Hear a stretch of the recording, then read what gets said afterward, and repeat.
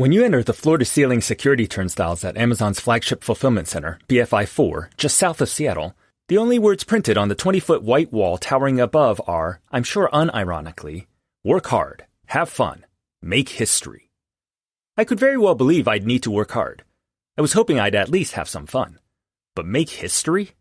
Jeff Bezos, founder of Amazon, was recently only the second man to found a private company that launched him to the boundary of space. Amazon is currently the world's fifth most valuable company. But I'm guessing neither of those is the history they refer to. The one historical thing I know for sure I'd be contributing to is Amazon's rise to become America's largest employer, which, at 950,000 employees and growing quickly, it's on track to become by mid-2022. But I'm getting ahead of myself. We should first talk about day one, my first day at Amazon.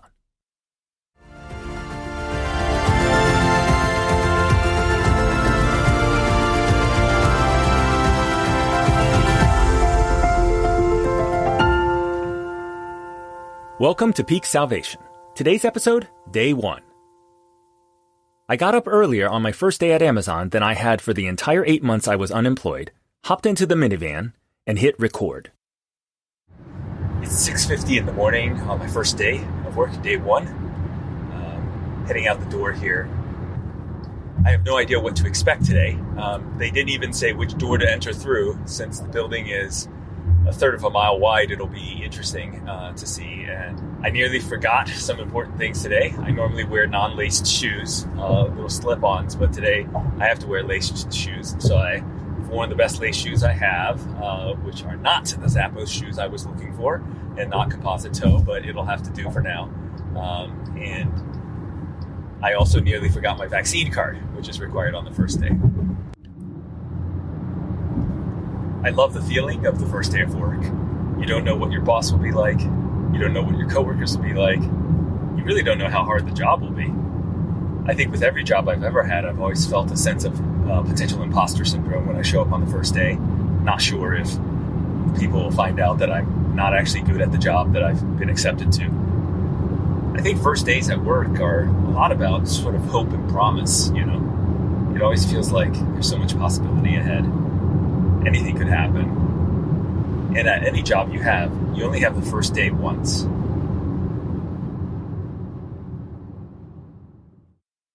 I ended up arriving 35 minutes before my shift. Parking, which I was previously concerned about, especially during shift changes, was no problem at all. Perhaps that'd get worse as Black Friday and Cyber Monday approach. In any case, the parking lot was filled with cars of all sorts. A pair of Lexus SUVs were parked like twins next to each other. Nearby sat a blue BMW 3 Series. For some reason, Jeeps seemed to be especially popular, followed by SUVs and crossovers. I was one of the few associates sporting a minivan. I watched as people began arriving before the 7:30 morning shift.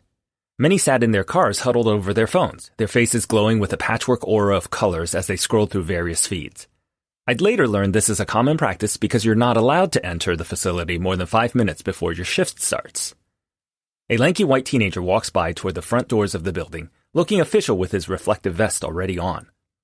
A petite Asian lady strides quickly past my car wearing shorts. I find myself wondering about the indoor temperature of the building as more and more people pass, dressed for conditions ranging from what I'd call subarctic tourist, all the way to new money beachside. It reminds me of a Boeing factory tour guide who once proudly announced that their Everett, Washington facility, the one that builds the 787, is so large that it has internal weather patterns.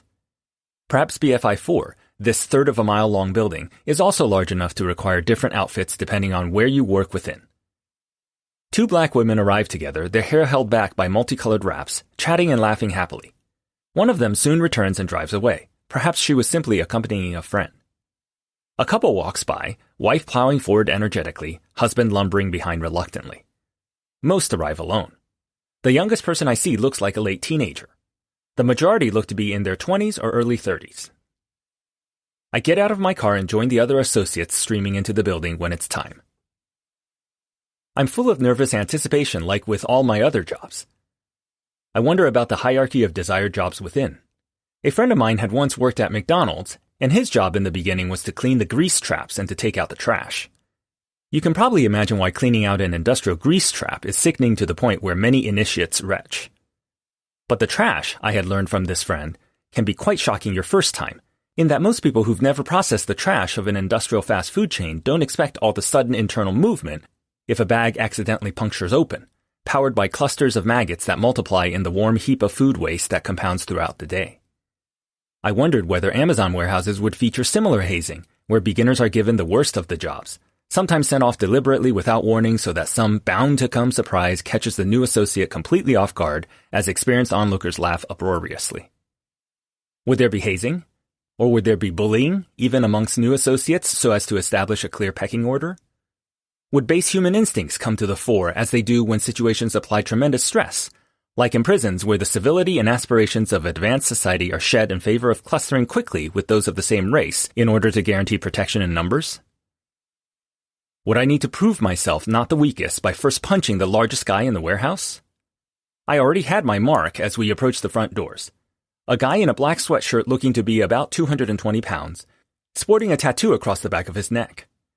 If needed, I'd unleash repeated haymakers and expect a beating from him, knowing that gawkers would know to leave me alone after seeing that the grossly imbalanced confrontation was completely unprovoked, instigated by a man who'd apparently be liable to do just about anything. I entered the building through a tight cluster of workers in the shadow of the neck-tattooed guy, all senses heightened.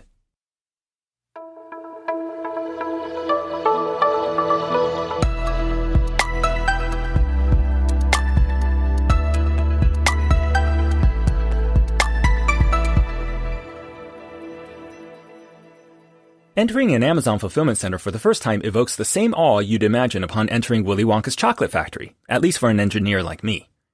After 2 decades of buying from Amazon, I had at last entered the place where all the magic happens. The first thing that strikes the senses is the clatter, bang, and hum of literally miles of conveyor belts, overhead, alongside, and even sometimes under the paths you walk. Wide belts, narrow belts, black rubber belts like those of a treadmill, gray belts of slatted plastic that end in rows of silver rollers, like what you get out of the back of an airport TSA X-ray machine. Straight runs as far as the eye can see. Tight 90-degree curves against which harder items suddenly clang. Even the occasional 2-story high twisty slide reminiscent of children's playgrounds where packages descend like brown rectangular toddlers smashing playfully into their friends below. There and everywhere, the familiar cardboard boxes with a smiling Amazon arrow, held closed with black tape advertising Amazon Prime or sometimes the latest movie or product promotion. Occasionally, there are large television screens that show the warren of conveyor belts interweaving across all of BFI-4, color-coded like the circulatory system of a vast mechanical beast, that juggernaut of automation, efficiency, productivity. Seeing the inside of an Amazon fulfillment center feels like vivisection. You stand within the animal, which yet lives and breathes. You dare not touch anything lest you interrupt its rhythms. You feel you're looking somewhere forbidden, somewhere off limits, and yet you can't look away because the inner workings are shown to be all the more wondrously complex despite the outside being so simple. Yesterday, you clicked on a web page and boxes landed on your doorstep. Today, and every day after, you at last recognize the depth of choreography required behind the scenes to render useful that one little button that says, "Buy now." As an aside, although most people will never see the inside of an Amazon fulfillment center, nearly everyone can smell the inside of one. The secret comes in the form of the little air packs that are often put in an Amazon package to buffer its contents from damage during shipment. Within the warehouse, these air packs start out as flat rolls of plastic film. Just before a packer pulls a few out to insert into a box, a little machine inflates and seals each air pack with air from its surroundings. So if you want to smell the inside of an Amazon warehouse, simply puncture the next air pack you receive from Amazon and quickly insert your nose into the resultant hole, inhaling the air pack's contents before they diffuse. You should smell the faint scent of machine oil, the smell of billions of dollars grinding out through the hands of a million associates. I can't help but look everywhere, staring mesmerized, letting 100 fresh questions bloom with every new vista.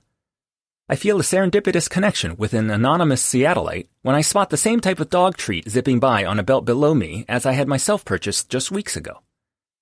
My instructor for Day 1 orientation, Monica, snaps me out of my wonderment and directs me into a conference room on the upper level designated for training new associates.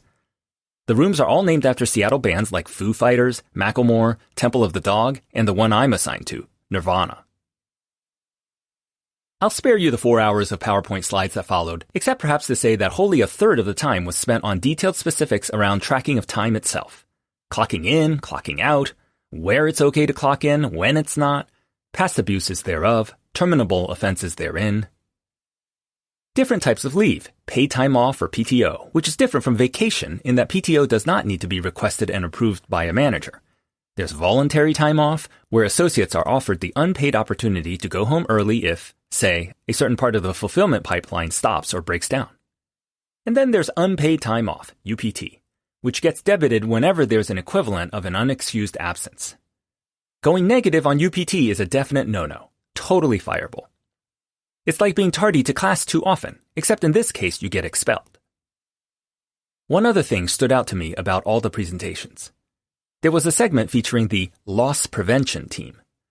The loss which they're preventing is the loss of Amazon goods stolen by warehouse employees. The entire warehouse is full of cameras through which you're told the loss prevention team is constantly looking. We were told the most common stolen item is cell phones, which makes sense. They're small, high value, and quite easily resellable. Because of this, there are X-ray machines at the exit of the building, and you're only allowed to take things in and out of the building in clear plastic bags issued by security. Interestingly, there are no X-ray machines at the entrances, even though weapons were said to be banned at multiple points in the presentations. It turns out that while most tech companies keep saying that their most important assets are their employees, in Amazon's case, the most important assets to protect are clearly the cell phones. These X-ray machines guard every exit, and once in a while they go off randomly, or so it's said, in a manner that's exactly analogous to what the TSA says, including all the necessary caveats around the machines not stopping you simply because you have a turban on. When they do stop you, you're asked to go through a secondary screening where everything is removed from your pockets and put into little trays as you walk through a real metal detector.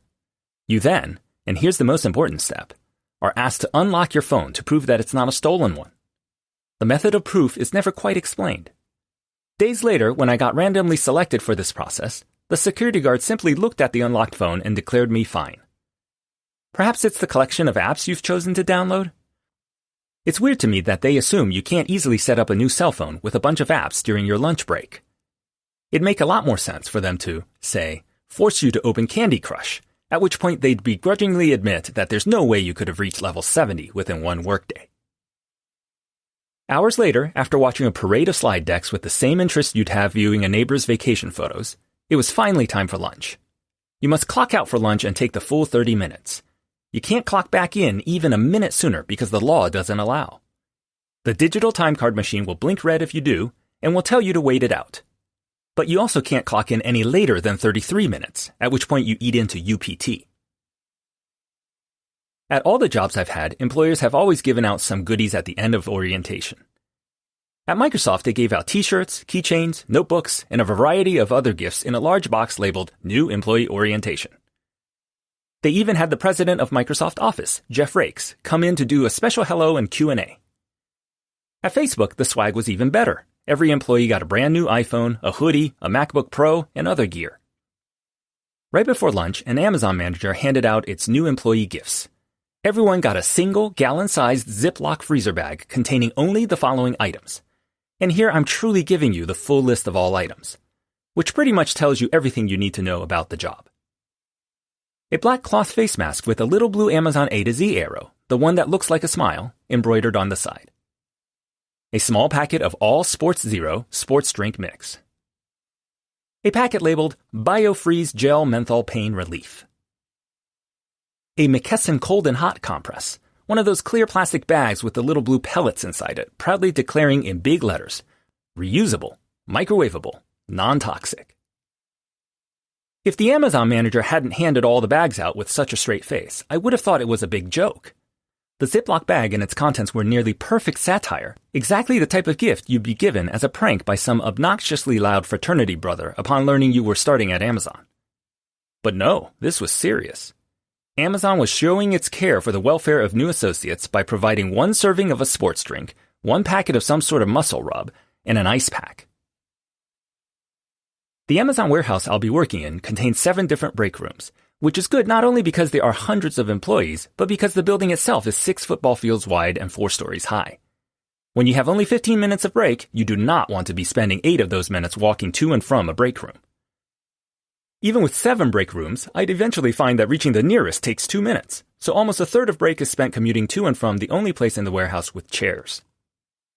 The break rooms are filled with little folding tables, the cheap kind you see rented for outdoor receptions under makeshift tents. But Amazon's too cheap to give each employee their own tiny table, so instead, 2 employees share each table, one at each end, sitting no more than 4 feet across from each other. Your 2 square feet allocation of tabletop is largely dominated by various accoutrements related to COVID. 1 bottle of hand sanitizer, 1 box of generic facial tissue, 1 classic vertical black metal napkin canister typical of diners, and 1 humongous, and I do mean absolutely huge, jug of sanitation wipes proudly listing the dozens of diseases it kills using scientific names that only biology majors would recognize. So many that the font used is comically small, like the side effects of drugs advertised on TV seconds before the ad fades. All this mandatory equipment leaves enough table surface for perhaps 1 open lunchbox, the type brandishing cartoon characters that kids took to school in the 80s. This first day at work, my experience in the break room had the same anxiety surrounding it as finding a cafeteria table to sit at on the first day of school. Except in this case, it turned out there was no need to worry because everyone avoided eye contact and pretty much stayed in their own worlds, staring at their phones the whole time. This isolation was further enhanced by large plexiglass partitions that ran table to ceiling around every seat, including between any 2 employees sitting across from each other at the same stubby table. This COVID accommodation makes the entire room have the effect of relatives visiting prisoners, where both sides need to pick up a corded phone to talk across 3 feet of distance. Every employee sat in their own little plexiglass partitioned space arranged in a grid, dressed in various colors and styles, like life-size Christmas baubles.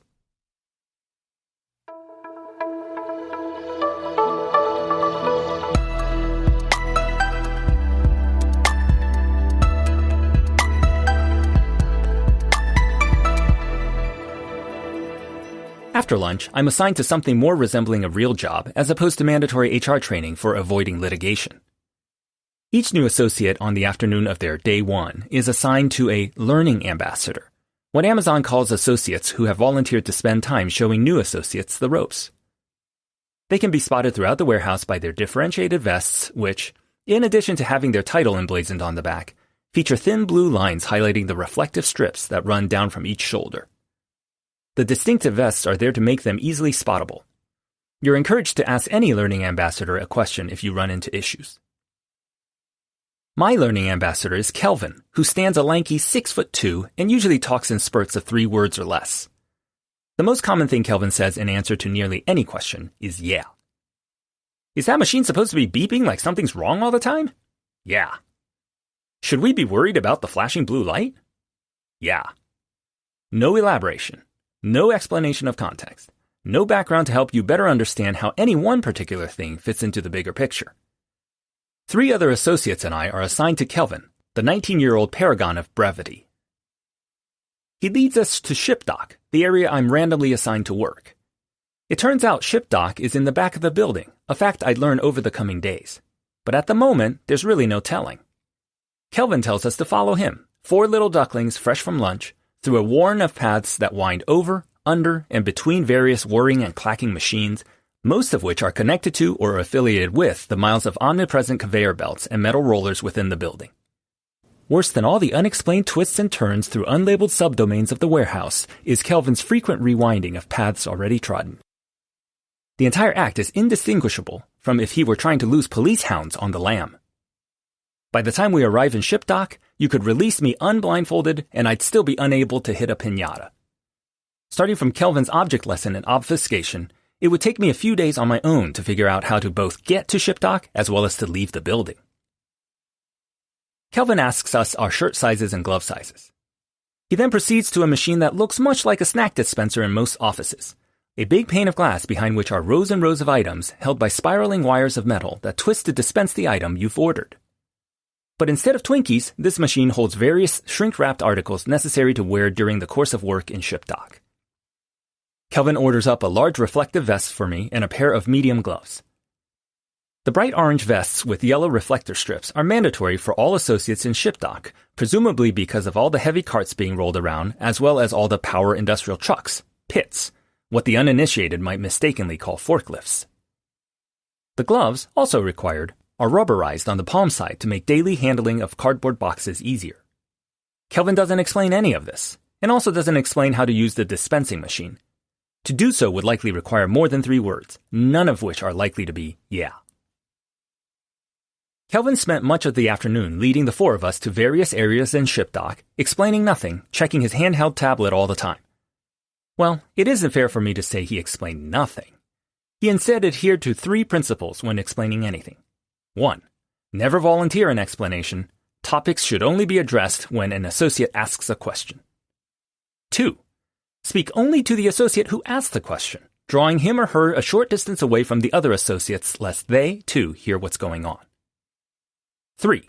When speaking thus privately to the associate, the one who dared to finally ask a question, do not speak loudly enough over the machines so that the explanation can be understood. Do so again when asked to repeat yourself by said associate. Do so a 3rd time when the associate, now embarrassed after a long pause trying to discern what you've already said twice, risks being mistaken for a complete dolt and asks you to clarify what you've said. Repeat this enough times to make the situation go away. There is no associate who has the chutzpah to go beyond 3 or 4 requests for the same thing to be restated a little louder. I wanted to learn these skills, not only so I'd be great at this job, but also so I wouldn't get run over by a power industrial truck. In my escalating frustration with Kelvin's teaching style, it was easy to lose sight of the fact that he was, after all, only 19. As a teenager, I said even less if possible, preferring to get away with just a nod or even simply pretending I hadn't heard someone I was nervous about interacting with. Kelvin was no different. He likely didn't have much experience teaching people, especially considering not only his age, but the fact that the average Amazon employee quits in 8 months. Who knows? Perhaps we were even his very first batch of ducklings, and me, with my critical attitude, the best candidate to be named the ugly one. My frustration at the time was amplified because the stakes felt so high. It's ultimately not a big deal if I didn't learn exactly how to scan destination labels on packages quickly, but I felt particularly vulnerable when Kelvin would breeze through topics touching on grave danger, like when and how you can board the back of an 18-wheeler's trailer without being driven away to Omaha. At the time, my anxiety around safety manifested as annoyance at his pedagogy. Kelvin's tablet, I discovered after succumbing to a near irresistible curiosity to give it a glance, contained what seemed to be pages and pages of bulleted text summarizing key aspects of various roles and stations within ShipDoc, often with accompanying photos to illustrate tricky machinery or processes. It's no doubt a teaching tool designed to help learning ambassadors not miss important information to convey to their new coworkers. Kelvin instead treated the tablet and its screenfuls of text and images much as you would your Facebook feed. The 4 of us spent many idle minutes standing next to him as he, head bent over the glow of the tablet with its rubberized heavy-duty case, scrolled page after page, pausing occasionally at certain sections, skimming others, periodically even letting out a little sniff or chuckle as if he had been reminded of something amusing. Mind you, he never looked up to share any of this information. It instead seemed almost like he was privately taking an online refresher course for working at ShipDoc, and that the 4 of us were hovering around him for reasons unclear. Every once in a while, Kelvin would get to the end of skimming a section on his tablet, likely explaining how to use the machinery or station we were standing next to, and look up, satisfied he had read it all, and begin walking wordlessly away. Several times, the 4 of us were unsure whether we were meant to follow him. At times, in hindsight, it turned out the answer was yes. At others, Kelvin had merely spotted a friend and wanted to share a little laugh or some warehouse news as we looked on. This pantomime of confusion drew mercifully to an end when Kelvin suddenly turned around and said, "Okay, we're done." That, too, you'll notice fit into 3 words. "Can we go home now?" I asked, given it was only 2 p.m. in a shift that should have lasted until 6 p.m. Not to mention, we were just warned that morning, via hours of presentations, of the various ways in which clocking out at the wrong times would be punished. The eye of Sauron, as it were, was all-seeing from its panopticon. "Yeah, you can." And with those 3 words, I was free. No one had called out my non-compliant shoes, the ones that left my toes vulnerable to crushing this entire time. Day 1 was complete. I clocked out, picked up a clear, security-approved bag for future entries into the building, and left for the day. I couldn't wait to tell Tanya and the kids all about it. I was deep in the honeymoon period that happens with many jobs. My first day ended hours before a regular day would. Furthermore, I had sat half the day listening to HR presentations instead of standing on flat concrete for 10 hours wearing industrial shoes. I was naive to the difficult road ahead. Instead, I was all excitement when I described my day to Tanya, Caleb, and Chloe, detailing my wonderment at entering an Amazon fulfillment center for the first time to see how the sausage was made. I breathlessly conveyed what I had already learned. The hundreds of thousands of packages processed daily in our very own warehouse, my assignment to ship dock, which, to the inner geek in me, sounded reminiscent of a job in space, the endless conveyor belts smelling of machine oil, the ability to foretell this Christmas's most popular gifts by simply standing overhead and watching as products zip by.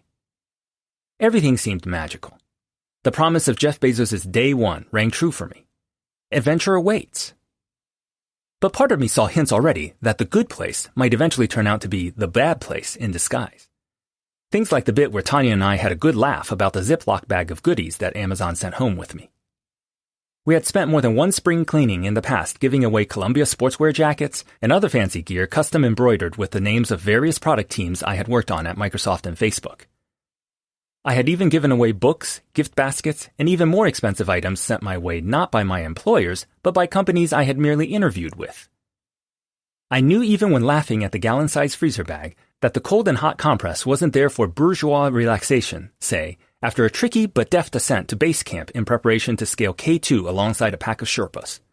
Face it, you're good and you make it look easy with all your rock-faced poise. But instead for nights you were tempted to quit due to the pain because wasn't it, after all, just a lark?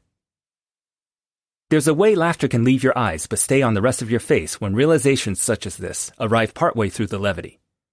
There's a way you look at the corner of your partner's eyes, searching for the same moment, wondering if both of you had suddenly encountered the same worry. But in the moment, it feels better to not search too carefully and instead embrace the humor wholeheartedly. It can all wait. Today was day one. Not every nascent shoot needs to be trampled immediately underfoot.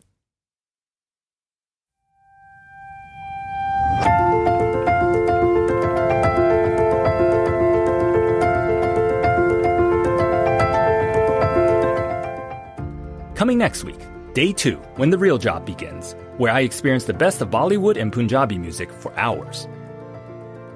Peak Salvation is a Spark Anvil production. Today's episode was written and produced by Philip Sue and edited by Rebecca Ambrose. All names which do not include a last name have been changed in order to protect privacy. If you like what you hear, please rate us, subscribe, and share with a friend. Your support is rewarding and much appreciated. If you have a question you'd like to have answered in the podcast, send it to philip@peaksalvation.com. That's PHILIP@peaksalvation.com. Better yet, send a recording of yourself asking the question. I can't promise I'll answer everything, but your questions will help ensure future episodes focus on what's most interesting to you.